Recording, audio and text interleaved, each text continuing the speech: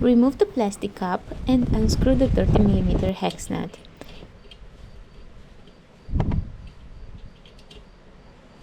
If the wiper arm is stuck and you don't have a special extractor, screw the nut back on a few turns. Pour some water. Using a crowbar, apply leverage under the arm. Maintain pressure while striking the nut with a hammer. After a few controlled blows, the wiper arm should break free.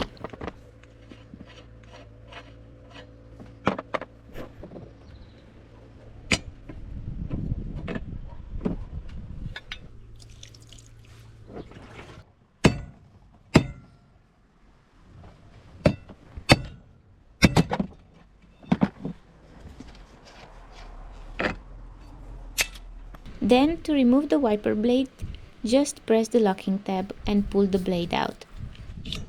That's it.